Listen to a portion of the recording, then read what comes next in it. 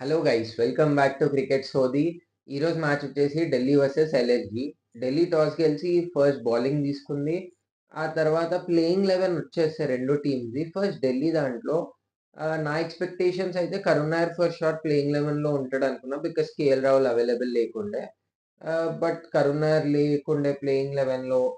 Okay, unfortunately లేకుండే. I was expecting ఎలా అయినా ఉంటుండే. Domestic recent time, recent performance డొమెస్టిక్లో టాప్ నాచ్ ఉండే. ప్రజెంట్ ఫామ్ బాగుంది. సో ఎక్స్పీరియన్స్ కూడా. సో సేమ్ కేఎల్ రాహుల్కి అలాంటి రీప్లేస్మెంట్, ఒక ప్రాపర్ రీప్లేస్మెంట్ ఉంటుండే అంత. అన్ఫార్చునేట్లీ లేకుండా కరుణ్ నాయర్ ప్లేయింగ్ 11లో. ఇటు లక్నోకి వచ్చేస్తే కూడా లక్నో దాంట్లో బౌలింగ్ లైనప్ అయితే అసలు ఎవరు లేరు. ఆవేష్ ఖాన్, మోహసిన్, మళ్ళా మయాంక్ యాదవ్ వీళ్ళందరూ ఇంజూర్డ్ అయ్యే ఉండే. ఇంకా ఎన్సీఏ నుంచి అప్రూవలే లేదు ఎవరికి. సో ఇటు లక్నో బౌలింగ్ లైనప్ అయితే ఆల్మోస్ట్ ఎవరు లేరు. అందరు కొత్త వాళ్ళే ఉండే. ఈ రోజు ఆడిన ఎక్స్పీరియన్సే లేదు బౌలర్స్కి. ఒక శార్దుల్, షాబాజ్, బిష్నాయ్. వేరే ముగ్గురు పేసర్స్ అయితే మణిమరన్ సిద్ధార్థ్ అయినా, దిగ్వేష్ అని, ప్రిన్స్ అని, వీళ్ళందరూ ఇద్దరిదైతే డెబ్యూటెంట్స్. మణిమరన్ కూడా లాస్ట్ ఇయర్ 2-3 మ్యాచెస్ ఏమో ఆడిండు. ఇది 4th or 5th match I guess. So experience లేకుండే బౌలింగ్ లైనప్ లో అటు లక్నో. మ్యాచ్కి వచ్చేసి ఫస్ట్ బ్యాటింగ్ లక్నోది ఉండే. ఫస్ట్ వికెట్ ఎర్లీ ఆన్ ఢిల్లీకి దొరికింది మాత్రమే ఉంది. బట్ ఆ తర్వాత మన మార్ష్ ఇంకా పూరన్ అయితే చాలా పెద్ద పార్ట్నర్షిప్ అయింది. 70 ఆర్డ్ రన్స్ ఇద్దరు, 200+ స్ట్రైక్ రేట్. దాని తర్వాత వచ్చిన బ్యాట్స్మెన్స్ అంటే ఆబ్వియస్గా ఇప్పుడు వీళ్ళు ఇంతగానం ఆడితే కింద వచ్చిన బ్యాట్స్మెన్స్కి అంత టైం కూడా లేకుండా. సో ఆన్ అండ్ ఆఫ్ ఆడిండ్రు. దాని తర్వాత మిల్లర్ వచ్చిన పర్ఫార్మెన్స్ కింద అలా ఇలా 200 క్రాస్ చేసిండు. ఐ వాజ్ ఎక్స్పెక్టింగ్ 200 క్రాస్ చేస్తే కూడా ఆ పిచ్ లో, బికాజ్ విశాఖపట్నం అంత ఏం ఫ్లాట్, ట్రిక్కీ వికెట్ అయితే కాదు. స్పిన్నర్స్ కి హెల్ప్ దొరుకుతుంది అక్కడ. But still it's kind of batting friendly wicket అక్కడ కూడా. గ్రౌండ్ కూడా అంత డైమెన్షన్స్ ఏం పెద్దగా ఉండయి. సో అక్కడ ప్రాబ్లం ఉండదు. నేను ఈజీ చేసే అనుకున్నాను ఢిల్లీ. బట్ సెకండ్ ఇన్నింగ్స్కి వస్తే శార్దుల్ ఠాకూర్ స్టార్టింగ్ లో వికెట్స్ తీయడం, జేఎఫ్ఎంది కానీ, మళ్ళీ దాని తర్వాత ఫ్యాఫ్ది ఒక చిన్న 20-30 runs, 22 or 23 runs ఫ్యాఫ్.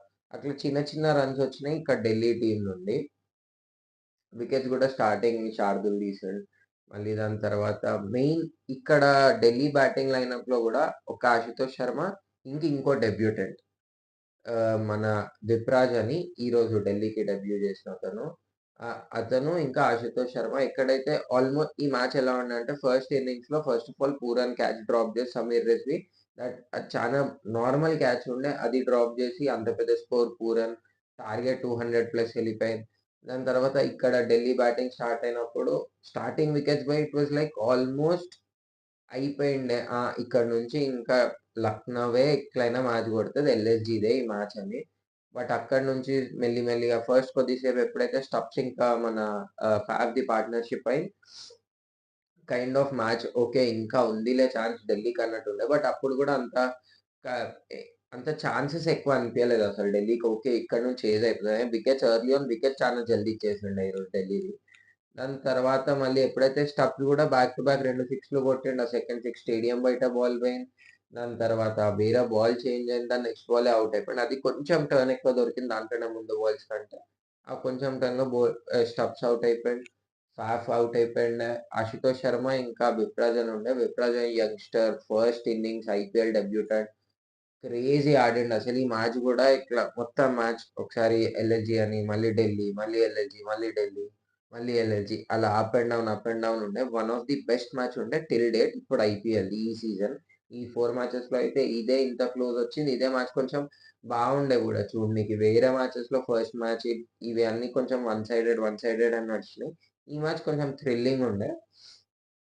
As a viewer ఆబ్వియస్గా బాగుండే. బట్ క్రికెటింగ్ దీని గురించి వచ్చేస్తే అయితే ఢిల్లీ చేసింది. బట్ ఢిల్లీ ఆల్సో కన్సర్న్స్ కూడా ఉన్నాయి ఢిల్లీలో. బికాస్ ఢిల్లీ స్క్వాడ్ చూసాకైతే నా ఎక్స్పెక్టేషన్స్ చాలా హై ఉండే ఈ ఇయర్ ఢిల్లీ నుండి. బికాస్ టీమ్ ఆల్మోస్ట్ బ్యాలెన్స్ ఉంది. బౌలింగ్ లైనప్ అయితే లైక్ పేస్ పేస్ అటాక్ కానీ, స్పిన్నర్స్ కానీ, almost one of the best bowling lineup ఉంది ఈ ఇయర్ ఢిల్లీది. కానీ కూడా 200 ఇవ్వడము. దాని తర్వాత మళ్ళీ బ్యాటింగ్కి వస్తే ఎర్లీ ఆన్ వికెట్స్ అంత డిఫికల్ట్ ట్రాక్ లేకుండే. బట్ ఎర్లీ ఆన్ వికెట్స్ ఇవ్వడం, కొద్దిగా పార్ట్నర్షిప్ అయింది. ఈ రోజు ఆశుతోష్ శర్మ బ్రిలియన్స్, విప్రాజ్ డెబ్యూటెంట్ అంతా క్రేజీ ఆడేసాడు. ఆశుతోష్ శర్మ అయితే లాస్ట్ ఇయర్ పంజాబ్కి కూడా సేమ్ ఇట్లనే ఆడాడు.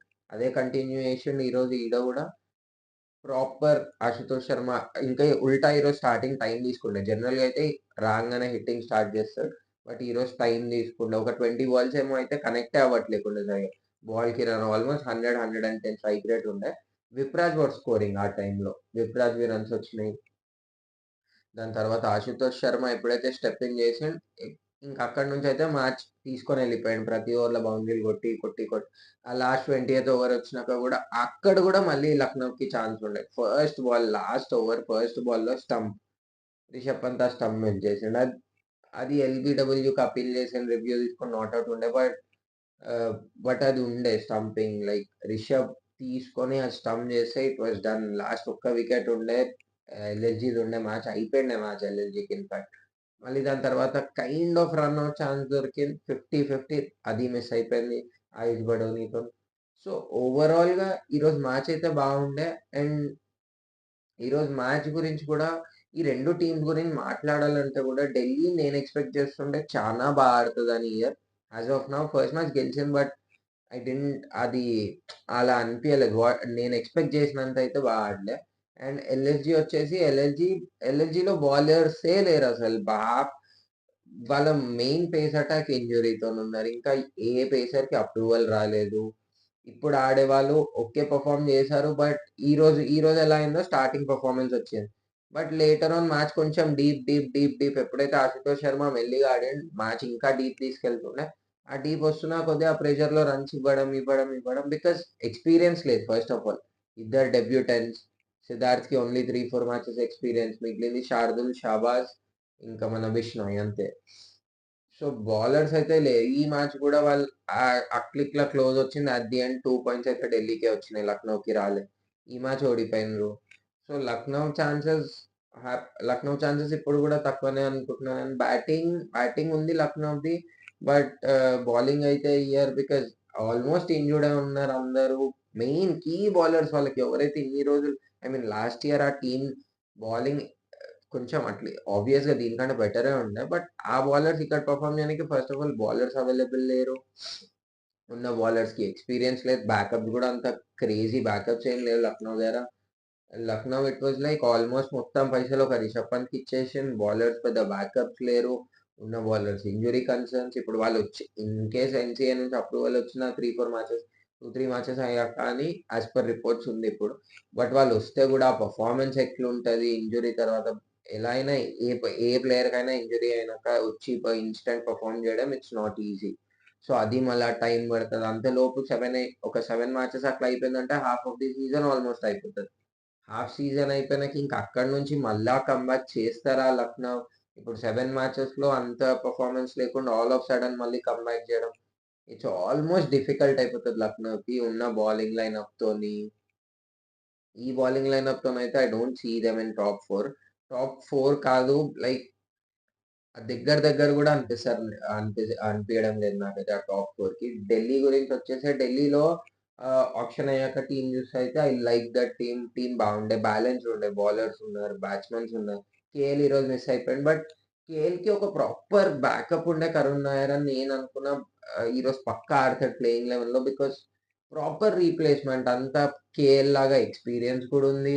ఆల్మోస్ట్ కేఎల్ అన్నే మ్యాచెస్ ఆడిండు IPL. I mean almost in the sense KL ఆబ్వియస్‌గా ఎక్కువ ఆడిండు. బట్ ఇద్దరు కలిసి పంజాబ్‌కి కూడా ఆడిండే. ఆర్‌సీబీకి ఆడిండ్రు. ఇనఫ్ ఎక్స్‌పీరియన్స్ ఉంది. రీసెంట్ ఫార్మ్ బాగుంది. సెంచరీల పైన సెంచరీలు ఉండే డొమెస్టిక్‌లో. సో, ఎక్స్‌పెక్టేషన్స్ అయితే ఉండే. ఆబ్వియస్‌గా ఈరోజు ఆడతాడు ఎలా అయినా ప్లేయింగ్ 11. అన్‌ఫార్చునేట్‌లీ ఆడలే. బట్ స్టిల్ ఇప్పుడు కూడా ఢిల్లీ టీమ్ బ్యాలెన్స్‌డ్ అనిపిస్తుంది. బట్ ఆహ్, అంటే ఆ టీమ్ బ్యాలెన్స్‌డ్ ఉన్నా మేబీ అక్కడ ఎక్స్‌పీరియన్స్ ఇంకోటి కెప్టెన్సీ అక్షర్‌ది ఫస్ట్ మ్యాచ్ ఉండే. ఫస్ట్ ఆఫ్ ఆల్ దాని మీద పెద్దగా జడ్జ్ కూడా చేయలేం. సో, ఆ కెప్టెన్సీ అయినా ఇవన్నీ చూసి ఢిల్లీకి ఆల్మోస్ట్ 30, 70 ఛాన్సెస్ అని 30 మేబీ వస్తుండొచ్చు. 70 రాకపోవచ్చని. లక్నోదైతే ఆల్మోస్ట్ నాకనిపిస్తుంది రాకపోవచ్చు. ఈ బౌలింగ్ అటాక్‌తోని. బికాజ్ ఇట్స్ వెరీ డిఫికల్ట్ వాళ్ళకి 6, 7 ఇప్పుడు ఇంక మొత్తం 14 మ్యాచెస్ టోర్నమెంట్‌లో ఒకటై 13 ఉన్నాయి. 13ల కీ బౌలర్స్ ఒక 2, 3 మ్యాచెస్ అయినాక రావడం. వాళ్ళొచ్చి ఆ ఫార్మ్ ఐ మీన్ ఆ రిథమ్ తెచ్చుకొని మళ్ళీ అలా పెర్ఫార్మ్ చేయడం. ఇది మొత్తం ప్రాసెస్ గానికి 6, 7 మ్యాచెస్ అయిపోతాయి.